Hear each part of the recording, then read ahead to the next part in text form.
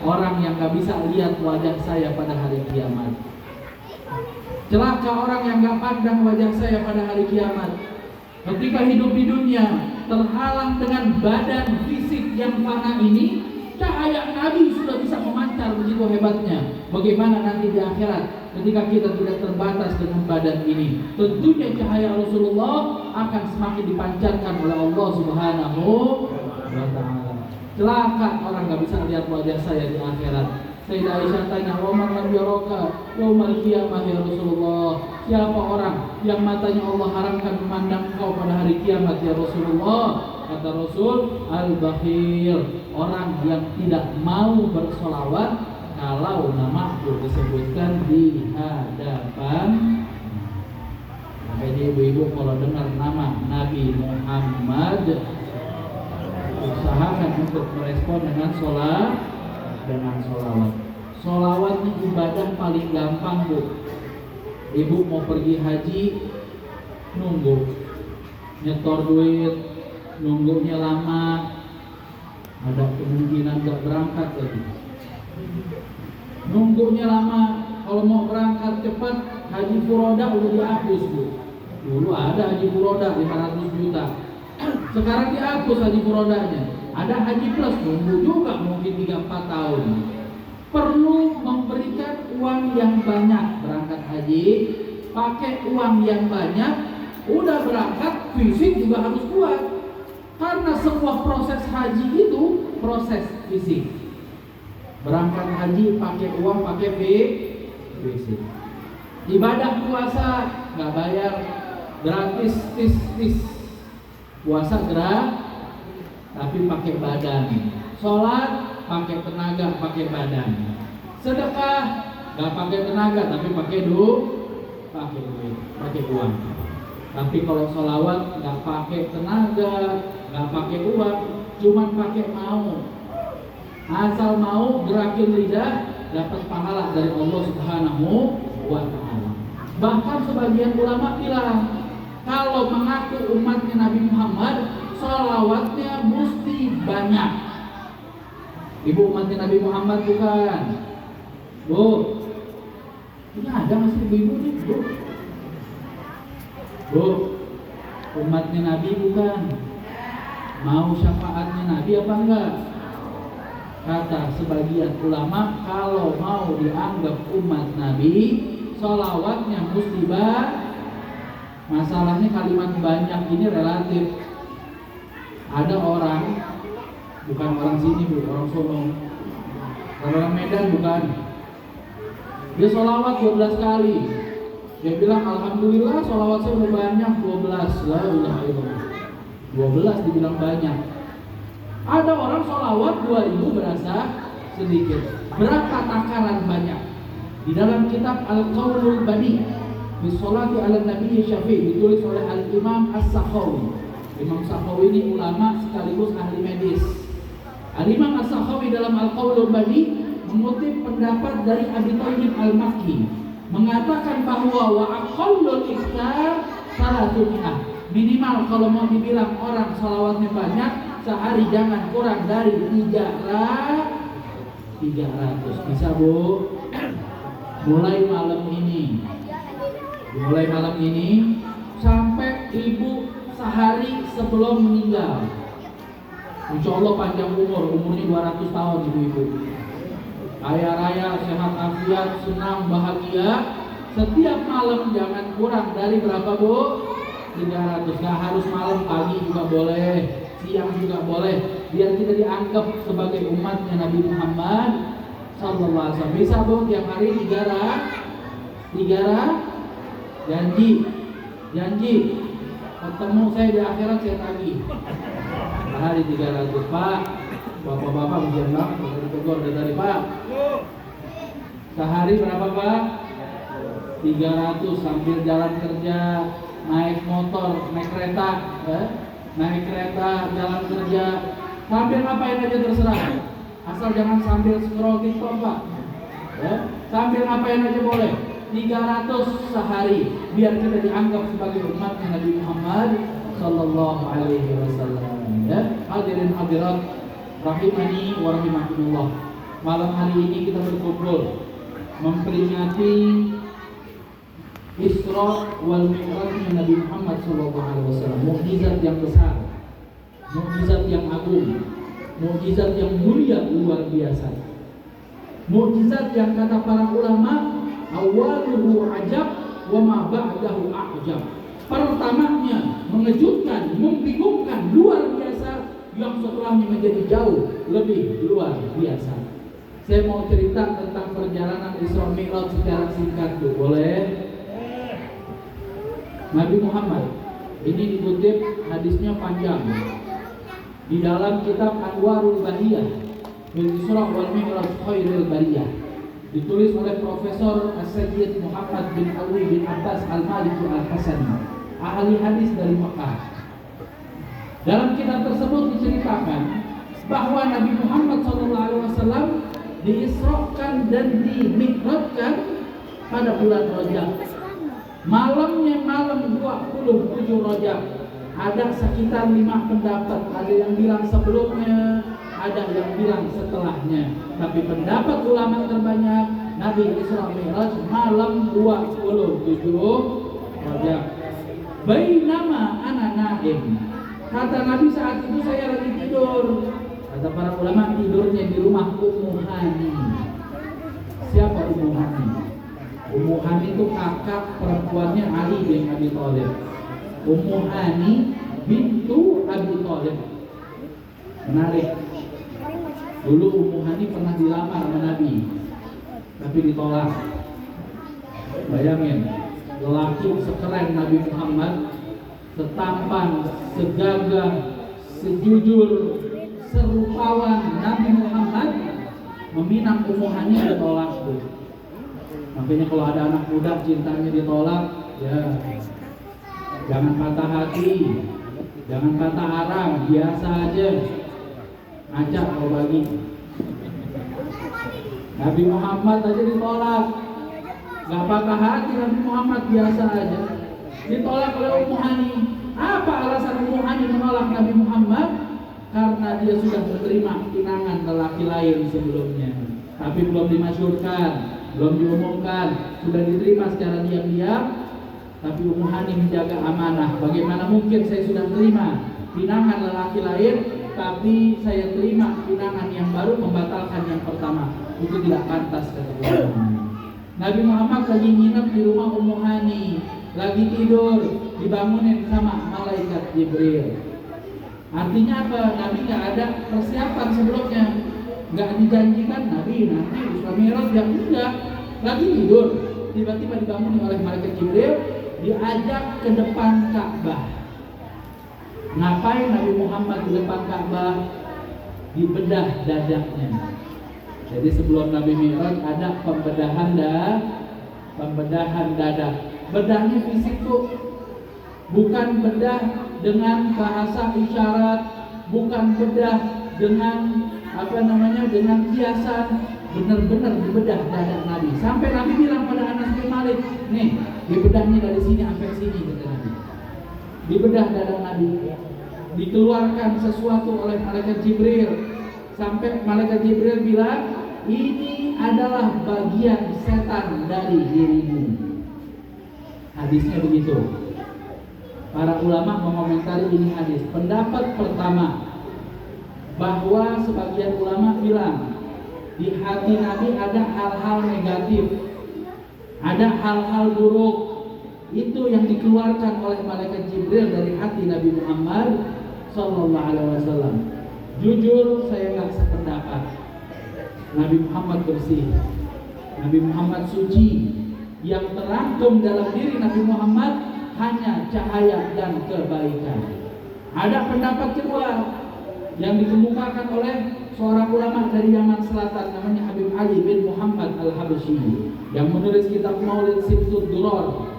Al-Habib Ali Al-Habsyi mengatakan, wa ma akhrajal amlaku min qalbihi ada illa annahum zaduhu tuhran ala tuhrih. Para malaikat gak mengeluarkan kotoran dari hati Nabi karena Nabi sudah bersih, tapi malaikat menambahkan kebaikan. Kalau boleh jujur juga, saya masih kurang serak sama pendapat ini.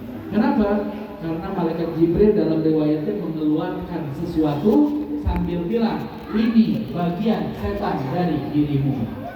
Dikeluarkan, ada yang dikeluarkan, ada yang dibuang. Pendapat ketiga dikemukakan oleh Abu Yazid Muhammad Al-Maliki dalam kitab Anwarul Bahiyah.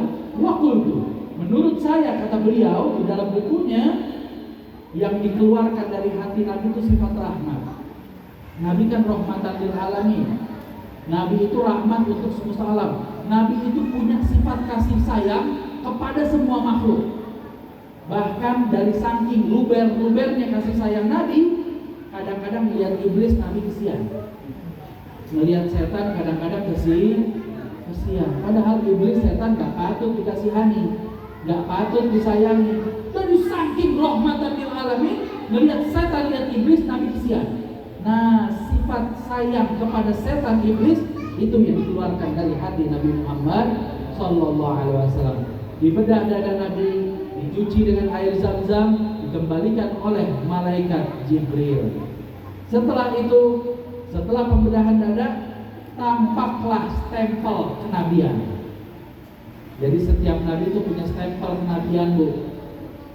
Bentuknya seperti telur burung dara, telur burung merpati, agak menonjol, daging agak menonjol sebesar telur burung merpati, terletak di punggung sebelah kiri Nabi, memancarkan cahaya. Itu stempel kenabian. Semua nabi punya. Tapi kalau nabi-nabi yang lain stempelnya di tangan kiri. Jadi bapak-bapak nanti pulang, saya sarankan mulai mengecek tangan kirinya. Mungkin ada stempel, Pak. Stempel Dufan. Nabi Muhammad setelah pembedahan dada, stempelnya menjadi semakin tampak, menjadi semakin jelas. Setelah itu Nabi mengendarai buruk. Didatangkan buruk. Diriwayatkan buruk ini dinamai buruk, ada dua riwayat. Yang pertama dari kalimat al-barqu, artinya kilat. Saking cepatnya itu buruk sampai seperti kilat. Riwayat kedua bilang dari kalimat al-bariq, artinya ayil bayal, putih. Dari saking putihnya itu buruk disebut dengan buruk. Kita gabungkan dua riwayat, dia putih, dia cepat. Ya. Nabi naik buruk, kemudian melakukan perjalanan Isra. Perjalanan darat. Yang naik buruk hanya Isra, Mi'raj nggak pakai buruk. Perjalanan Isra, perjalanan darat dari Mekah menuju ke Madinah, Masjidil Aqsa, Madinah hijrah. Dari Mekah menuju ke Masjidil Aqsa. Tapi nggak direct penerbangannya. Ada transit, Bu. Transit. Ada satu daerah diriwayatkan banyak pohon kormanya. Terus Nabi Muhammad disuruh sama malaikat Jibril, inzil, washolli rokaatin. Muhammad turun, sholat 2 rakaat. Nabi turun, sholat 2 rakaat. Gak banyak tanya. Sampai malaikat Jibril yang nanya, tahu nggak dari sholat di mana? Gak tahu, kata Rasulullah. Kamu sholat di tempat hijrahmu yang bernama Aqibah, nama lain dari Madinah. Nabi sholat di situ. Setelah itu naik lagi penerbangannya, transit lagi, turun lagi di sebuah pohon. Jibril bilang, inzil ila sajarah wa sholli rakaatain.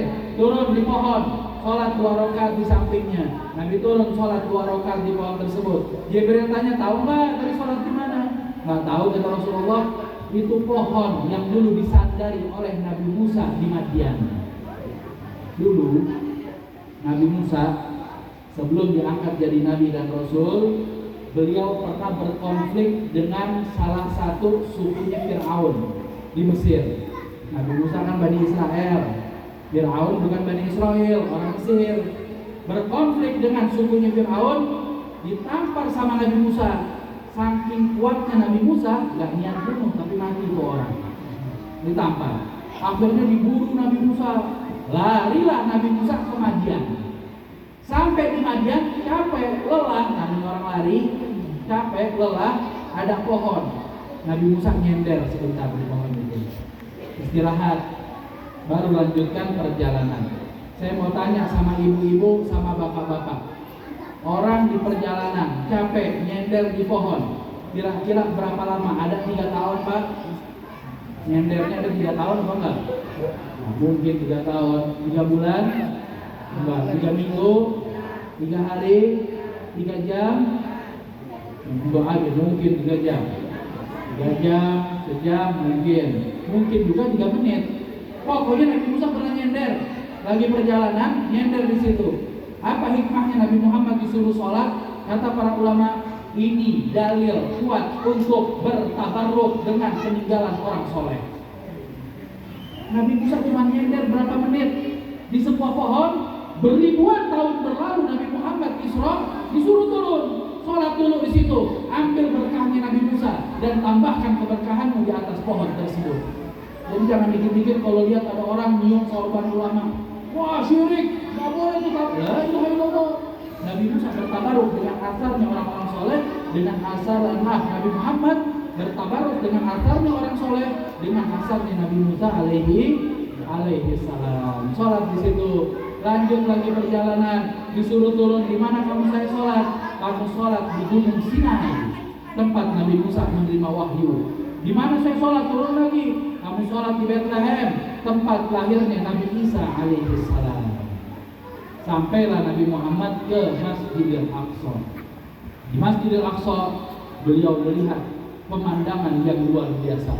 Penuh Masjidil Aqsa dengan arwahnya para anbiya, dengan arwahnya para nabi. Dan saat itu Nabi Muhammad agak segan. Siapa yang harus mengimami mereka? Mereka orang-orang mulia, mereka orang-orang agung.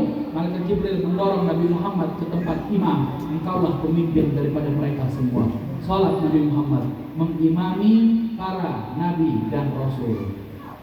Dan ini kan belum mi'raj bu. Udah sholat. Artinya sholat baru wajib habis udah ada sholat, ada sholatnya tapi belum wajib. Dari awal Islam sholat udah ada. Makanya kalau kita baca dalam tarikh Indonesia, riwayat daripada Ibnu Abbas, satu waktu daripada bapaknya dari Abbas, satu waktu ketika Islam masih diimani oleh 3 orang, Nabi Muhammad, Khadijah bintu Khuwailid, Ali bin Abi Thalib, mereka bertiga sholat di depan Ka'bah. Masih awal nafas Islam udah ada sholat. Jangan kata Islam, dari zaman Nabi Ibrahim, Al-Quran merekam, Rabbi inni askantu min dzurriyyati biwadin ghairi zar'in inda baitikal muharram, Rabbi liyuqimus shalah, agar anak keturunan kepada Nabi Ibrahim menjadi orang yang menegakkan, menyempurnakan sholat. Dari zaman Ibrahim sudah ada sholat, zaman Musa ada sholat, zaman Isa ada sholat, zaman Nabi Muhammad di awal-awal itu juga ada sholat. Cuma belum diwajibin yang 5 waktu. Jadi Nabi sholat di Masjidil Aqsa bersama para nabi dan rasul. Selesai sholat, Nabi keluar, Nabi mi'raj. Sebelum Nabi sampai, saya kelupaan satu hal. Sebelum Nabi sampai di Masjidil Aqsa tadi, Nabi nengok ke belakang. Tahu-tahu ada Ifrit. Ifrit ini jenisnya bangsa jin. Kalau dia kafir, dia jadi jin kafir yang jahat. Ifrit lagi bawa obor, mau dicolok ke muka Nabi itu obor. Dikejar Nabi Muhammad lagi naik buruk. Nabi nengok masih ada. Malaikat Jibril bilang, wahai Muhammad, mau nggak saya ajarin satu doa yang kalau kamu baca, intabba ala wajhi wa tafi'at syu'latuh, dia tersungkur dengan mukanya, obornya mati. Ini doa yang ajarin malaikat Jibril, yang diajarin Nabi Muhammad mujarrab. Kalau ada godaan Ifrit, setan, iblis, lakor, baca ini doa. Ya, insyaallah dia tersungkur. Ya, apa doanya? Malaikat Jibril menuntut Nabi Muhammad SAW. A'udzu biwajhillahil karim wa bikalimatillahi tammat allati la yatajawazuhunna barrun wala fajirun min syarri ma yanzilu minas sama wa ma min syarri ma yanzilu minas sama wa ma dara'a fiha wa min syarri ma yakhruju minal ard wa ma yanzilu minha wa min fitanil laili wan nahar wa min tawalikil laili wan nahar illa tariqan yatruku bi khairin ya rahman. Hafal Bu? Saya lihat bapak-bapak ada yang merekam, ibu-ibu tinggal ambil rekamannya dari bapak-bapak. Atau kalau nggak mau rekam rekaman, tanya aja Ustaz Ayub. Ustaz Ayub kan ngajar di sini rutinan. Tanya sama Ustaz Ayub. Baca nih doa tiap pagi, insya Allah itu akan mengurangi godaan-godaan setan yang terjadi di dalam kehidupan kita. Kalau ibu-ibu kadang-kadang urusan suami minum kopi, ngapain sih pakai begitu, marah-marah nggak karuan, marah-marah nggak karuan, itu bisikan setan Bu. Baca nih doa, insya Allah tuh laki mau mau terserah dia. Ibu-ibu kalau dikit-dikit lihat suami rebahan, bawaannya mau ngomel, ada tuh ibu-ibu begitu, tapi saya yakin bukan ibu-ibu sini, ibu-ibu sono. Setiap lihat lelaki rebahan, emosi, bawaannya mau ngomel, dia ambil ember, dia ambil plastik sampah, dia banting-banting piring. Itu godaan setan. Baca ini doa, insya Allah harinya jadi adem. Ya. Jadi Nabi Muhammad baca doa yang diajarkan oleh malaikat Jibril, tiba-tiba itu ifrit tersungkur dengan mukanya, obornya pun mati. Lalu Nabi Muhammad mencium sebuah aroma harum. Nabi tanya, aroma apa ini wahai Jibril? Kata malaikat Jibril, ini adalah aroma daripada Masyitatu binta Fir'aun, perempuan yang dulu disirin rambut anak perempuannya Fir'aun. Jadi kadang-kadang kita salah kaprah. Musyut dalam bahasa Arab itu artinya sisir. Masyitoh tukang nyisirin. Kita pikir itu nama. Kita namain anak kita Siti Masyitoh. Padahal itu panggilan si tukang sisir rambut anaknya Fir'aun. Masyitoh tukang sisir. Sama kayak kita baca Farsala alaihim toiron ababil, dikirimkan pada mereka burung ababil. Padahal ababil dalam bahasa Arab artinya berbondong-bondong. Kita pikir itu nama burungnya, burung ababil. Kalau bisa protes dia protes Bu. Untuk dia nggak protes. Punya Facebook mungkin. Masya Allah. Aroma apa ini kata Rasulullah? Kok harum banget, enak banget diciumnya. Kata malaikat Jibril, ini harum aroma daripada Masya Allah, perempuan yang dulu nyisirin rambut anaknya Fir'aun. Bagaimana ceritanya? Fir'aun punya putri. Saya lupa namanya. Ya, susah ngapalin namanya Bu. Jadi Fir'aun punya anak perempuan. Ini anak perempuan yang namanya anak raja. Bukan cuma raja, bapaknya ngaku Tuhan. Kalau habis mandi sore kagak nyisir sendiri, disisirin rambutnya. Ada tukang sisir khusus. Lagi disisirin, tahu-tahu sisirnya jatuh. Begitu jatuh, ini tukang sisir latah, kelepasan. Dia ngomong apa? Bismillah, halaka Fir'aun. Dengan nama Allah, semoga Fir'aun binasa. Kagetnya anak perempuan, kamu nyumpahin bapak saya, bukannya bapak saya Tuhan. Dia katakan dengan kebenaran, yang Tuhan itu adalah Allah, sebagaimana diajarkan oleh Musa, bukan bapakmu. Allah Tuhanku, Tuhan Musa, dan Tuhan bapakmu Fir'aun. Dialah pencipta kita semua. Diaduin sama Fir'aun. Fir'aun orang jahat. Maka Fir'aun mengumpulkan anak-anak dari Masyitoh di tukang sisir. Disiksa mulai dari anak pertamanya, dibunuh, didatangkan wajan berisi minyak panas, digoreng Bu. Anaknya dimasukin ke minyak panas, digoreng. Bayangin hati seorang ibu ngelihat putranya yang disayang-sayang, dicinta-cinta, dibesarkan dengan baik, digoreng depan matanya. Tinggalkan imanmu atau saya bunuh anakmu. Dia teguh pegang imanmu. Digoreng anak pertamanya, digoreng anak keduanya, digoreng anak ketiganya. Terakhir masih punya anak keempat yang masih bayi. Dia sedih melihat anaknya masih kecil. Dia maju, dia mundur lagi. Apa saya kafir saja ya? Yang penting anak saya selamat. Tiba-tiba Allah berikan karunia, karamah, bayi itu bisa bicara. Kata bayi itu, ibni ya umi, maju terus wahai ibuku, kamu sudah berada di jalan yang benar. Maka dia maju dan dia terbunuh. Mati. Zahirnya orang lihat melangsa, zahirnya orang lihat dia sakit, dia sial mungkin orang lihat. Tapi hakikatnya di sisi Allah, aroma harumnya bertahan bahkan sampai ribuan tahun dan dicium oleh Nabi Muhammad SAW. Gak semua yang kita lihat musibah orang itu benar-benar terkena kesakitan atau nelangsa.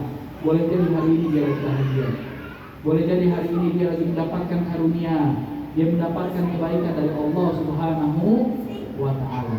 Nabi lanjutkan perjalanan. Lalu kata Nabi, kami ditampakkan beberapa hal. Di antara yang ditampakkan kepada Nabi ada satu kelompok orang, turdohu ru'usahum bil hijarah. Kepala mereka apa ya? Kalau kata orang Betawi, orang Jakarta, digecak. Batu gede diambil, dicetok, dihancurin. Kepalanya dihancurin pakai batu besar. Setelah hancur, remuk, dikembalikan lagi seperti semula, dia hancurkan lagi, terus menerus. Nabi bingung. Nabi bilang, apaan wahai Jibril? Apa ini? Kata malaikat Jibril, itu adalah gambaran daripada umatmu.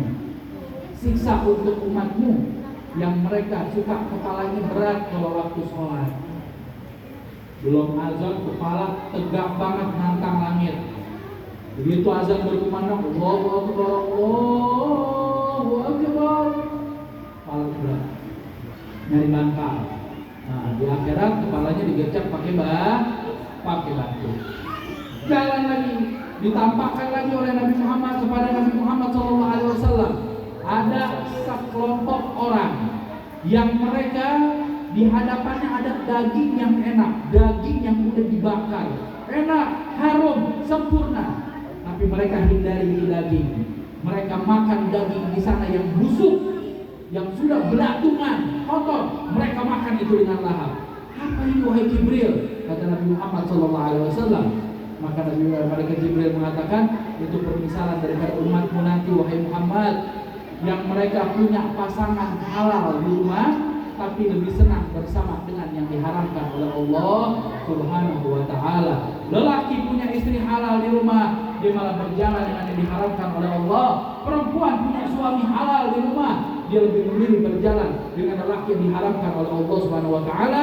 Ibarat orang di depannya ada daging yang lezat, matang, enak, dia pilih daging busuk untuk dia makan. Terlalu lagi Nabi Muhammad SAW.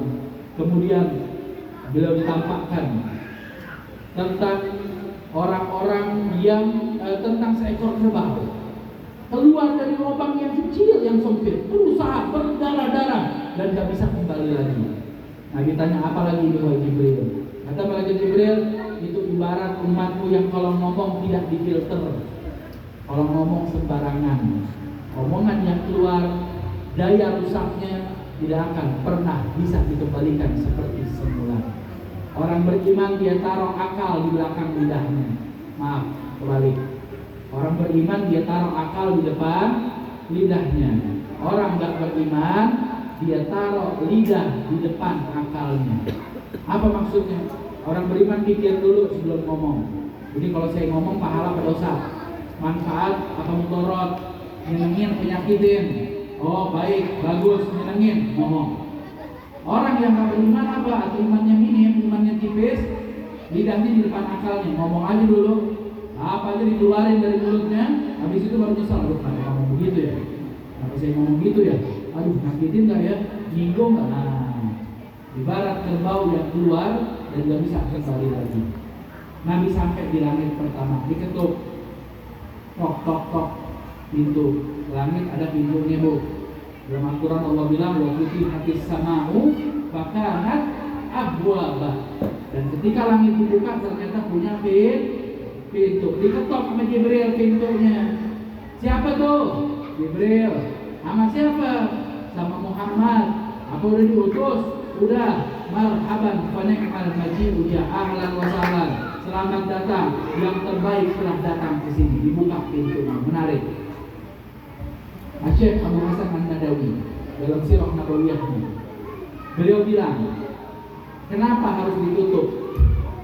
Bukankah sebuah adab menyambut tamu ketika tamu datang pintu rumah udah kebuka, pintu ruang tamu udah kebuka, makanan sudah tersaji, itu adab menyambut tamu. Tapi kenapa Nabi datang pintu masih ditutup? Ya, adab menyambut tamu membuka pintu sebelum dia datang. Tapi yang lebih hebat lagi, ketika satu pintu gak bisa dibuka kecuali hanya untuk orang tersebut. Masya Allah. Ka'bah mulia, agung, pintunya ditutup. Orang tertentu yang bisa masuk ke dalam Ka'bah. Seperti itulah proses langit yang terjadi. Naik, saya nggak mau panjang cerita karena berulang ceritanya sama aja. Langit 1, langit 2, langit 3, langit 4, langit 5, langit 6, langit 7. Nabi ketemu dengan Nabi Ibrahim alaihissalam. Marhaban bil ibni soleh wan nabi soleh.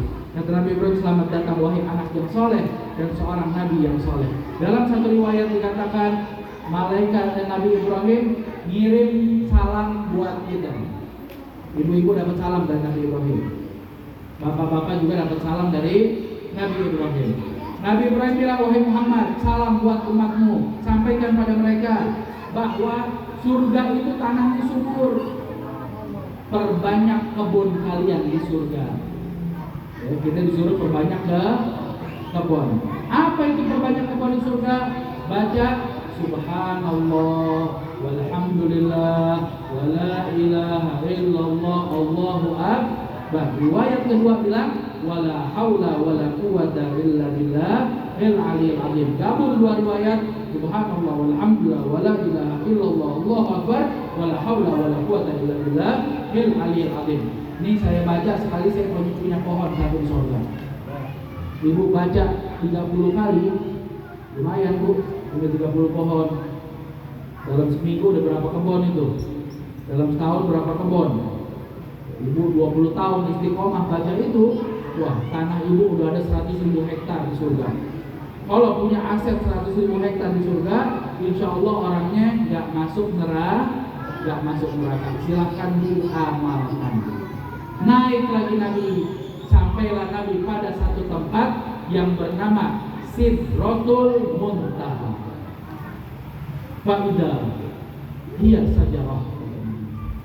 Ternyata dia adalah sebuah pohon. Akarnya di langit ke-6, batangnya menjulang tinggi menembus langit ke-7. Daunnya sebesar-besar kuping gajah, kata Nabi. Warna-warni ibarat batu permata, indah, dan gak ada seorang makhluk pun yang bisa benar-benar menceritakan keindahan daripada Sidratul Muntaha. Kenapa disebut dengan Sidratul Muntaha? Sidrah itu pohon sihir, pohon bidara, pohon. Muntaha tempat selesai. Apa maksudnya dia tempat selesai? Disitulah selesai ilmu para nabi. Para nabi, para rasul, ilmunya mentok sampai Sidratul Muntaha. Di atas Sidratul Muntaha, nol, mereka nggak tahu apapun. Yang tahu hanya Allah dan orang yang diizinkan oleh Allah, dan orang itu hanya Nabi Muhammad SAW. Hanya Nabi yang melampaui Sidratul Muntaha. Makanya sampai di Sidratul Muntaha, malaikat Jibril tampakkan bentuk aslinya. Kata Nabi Muhammad, 2 kali saya lihat seumur hidup malaikat Jibril menampakkan bentuk aslinya. Dia punya 600 kepak sayap. Setiap satu sayapnya bisa menutup ufuk timur sampai ufuk barat. Agung, besar, mulia malaikat Jibril. Kata malaikat Jibril, wahai Muhammad, jalan sendiri sekarang. Kata Rasulullah, fi hadzal maqam yatrukul khalilah. Apakah dalam derajat ini seorang kawan meninggalkan kawannya? Ayo, jalan sama saya, temani saya. La wa ma minna illa walahu maqamun ma'lum. Setiap dari kita punya batasannya sendiri. Kalau saya maju lagi satu langkah, saya terbakar oleh cahaya. Maju, kata Nabi. Tidak apa-apa, maju. Maju malaikat Jibril. Dari bentuk yang agung tadi, diriwayatkan beliau sebesar anak burung, mengecil, menyusul malaikat Jibril alaihissalam.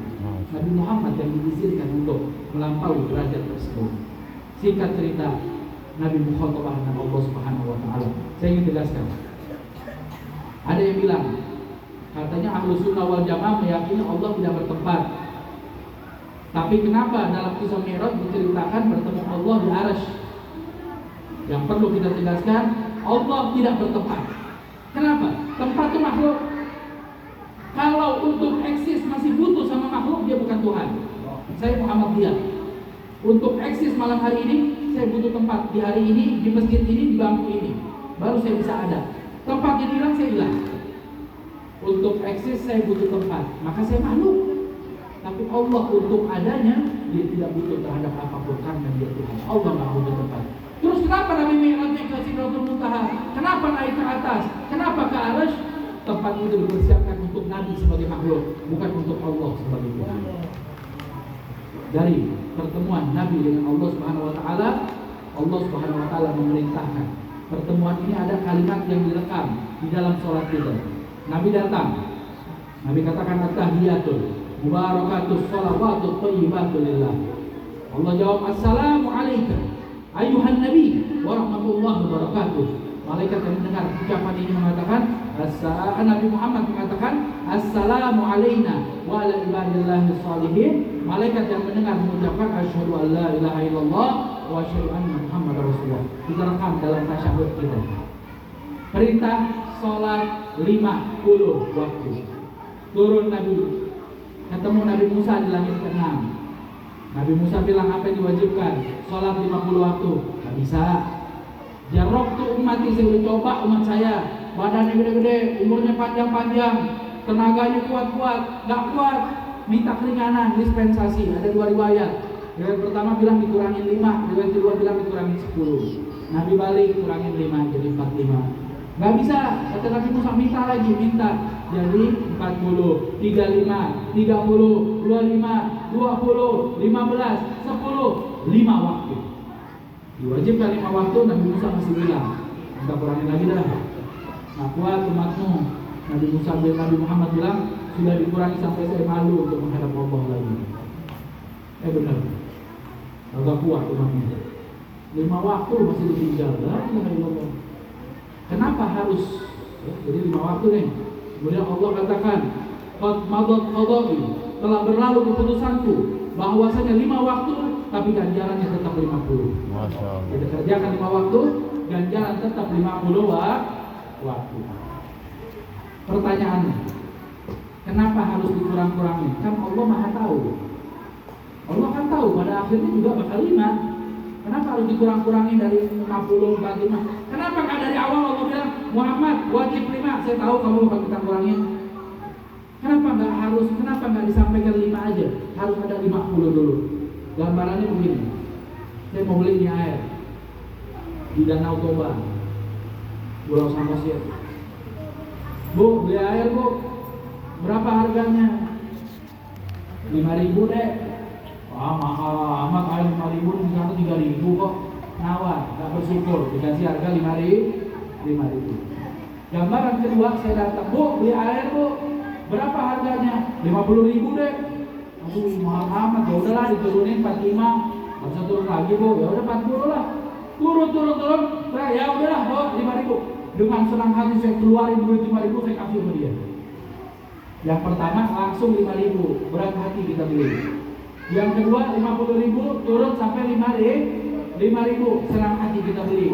Harapannya apa? Umat sadar. Ingat, setiap berat melaksanakan sholat, sebelumnya kamu tuh diwajibin 50 waktu. Untung sekarang 5 waktu. Apa masih malas juga? Bayangin kalau 50 waktu bu, tiap 28 menit kita wajib sholat. Sehari itu cuma 24 jam. 28 menit wajib sholat. Ya Allah, ini saya ngomong dari tadi udah 4 kali sholat kita bareng-bareng. Ibu-ibu masak, baru mau masak orek, motong tempe, sholat. Masukin minyak, sholat. Goreng tempe, sholat. Masukin garam, gula, cabai, kecap. Dia bisa masak dulu. Saya santri dulu. Sholat. La ilaha illallah, 28 menit. Tidur belum pulas sudah sholat. Bapak-bapak sebatang belum habis sudah sholat. Ini untung kita masih diwajibin 5 waktu, alhamdulillah. Maka harusnya tidak kita laksanakan dengan berat hati. Itu inti Isra wal Mi'raj. Perintah sholat 5 waktu. Terakhir banget, kenapa harus sholat? Sholat itu hubungan kita dengan Allah Subhanahu wa Ta'ala. Bahkan Nabi pernah didatangi orang. Orang itu bilang, ya Rasulullah, saya mau masuk Islam dong. Silakan. Tapi saya mau minta sesuatu, boleh? Boleh, kata Nabi. Saya ini hobi zina, kata dia. Saya suka zina, gak bisa ninggalin. Tapi kan kalau saya masuk Islam dilarang zina. Boleh gak saya masuk Islam, saya tetap berzina? Penawaran. Nabi panggil, sini, dekat. Dekat lagi. Sampai dekat betul sama Nabi. Untuk Nabi. Itu kalau saya tampar. Dekat, udah dekat sama Nabi. Nabi pahamkan dia secara logika. Kamu itu zina. Kalau ibumu dizinahi orang, rela gak? Rela lah. Kalau adikmu, gak rela. Kalau anakmu, lebih gak rela lagi anak saya dizinahi orang. Begitupun orang lain, kata Nabi. Perempuan yang kau ajak berzina, boleh jadi dia ibunya seseorang, boleh jadi dia adiknya seseorang, dan dipastikan dia putrinya seseorang. Orang lain pun gak rela keluarga yang berzinahi. Dia menyerah. Mikir. Nabi bilang sini, dekat lagi. Sampai dekat betul sama Nabi. Nabi taruh tangan Nabi di dada ini orang, didoakan. Apa kata dia? Ketika sebelum Nabi Muhammad taruh tangannya, saya paling suka zina. Tapi setelah Nabi Muhammad angkat tangannya dari dada saya paling benci kepada perbuatan zina. Artinya apa? Ini orang mau zina masih didengerin dulu sama Nabi, dipahamin, didoain. Ada orang lain datang ke majelis Nabi, dia bilang, Nabi saya mau masuk Islam, boleh? Tapi saya punya penawaran, syarat. Apa itu? Saya nggak mau sholat. Orang Islam kan wajib sholat. Saya mau masuk Islam, saya bakal jihad kok, saya bakal sedekah, saya bakal bantu engkau. Tapi saya nggak mau sholat. Kata Nabi, ilham, pergi. La khayra fi dinin la ruku'a fihi. Ada bagus-bagusnya agama yang ada rukuknya. Pergi sana. Yang zina didengerin sama Nabi. Yang nggak mau sholat ditolak oleh Rasulullah Sallallahu Alaihi Wasallam. Orang dalam kitab Arba'un Hadits, orang meninggalkan sholat wajib, sholat 5 waktu, bajunya laknat dia, Bu. Ini baju makhluk kotor. Dia nggak rela, nggak ridho dipakai sama orang yang nggak sholat. Ninggalin sholat 5 waktu, bajunya laknat dia, selendangnya laknat dia, cincinnya laknat dia, jam tangannya laknat dia, kacamatanya laknat dia, sendalnya laknat dia, nasi yang dia makan laknat dia. Kata Abi Abdullah Haddad, boleh jadi susah kita dalam hidup karena kebanyakan dilaknat. Ninggalin sholat, semua fasilitas yang kita pakai melaknat kita, susah hidup kita, ngelangsa hidup kita, sial hidup kita karena kebanyakan laknat. Kalau mau diperbaiki gimana? Tutup pintu laknatnya. Nabi nasilah sholatuhum. Gak ada yang bisa merubah seseorang kecuali mulai perbaiki sholatnya. Sholatnya diperbaiki, tutup pintu laknat, baru kebaikan akan jalan kepada diri seseorang. Ya, jadi pesan penting dari Isra wal Mi'raj, jangan pernah tinggal sholat 5 waktu. Mudah-mudahan itu semua diberikan taufik, hidayah oleh Allah Subhanahu wa Ta'ala untuk senantiasa mampu bisa menjalankan kewajiban kita, khususnya sholat 5 waktu. Yang dulu masih meninggalkan, semoga tidak meninggalkan lagi. Yang sudah tidak meninggalkan, semoga bisa menyempurnakannya dalam keadaan berjamaah. Itu semua bukan buat siapa-siapa, bukan buat imam, bukan buat ustadz, bukan buat siapapun, buat diri kita di akhirat nanti. Kita yang senang, kita yang bahagia. Kalau kita langgar, kita juga yang dalam masalah. Ya, mudah-mudahan dengan diberikan taufik oleh Allah Subhanahu wa Ta'ala untuk dapat menjaga kewajiban yang Allah perintahkan. Mungkin itu yang saya sampaikan untuk dengan doa. Kita tutup dengan doa.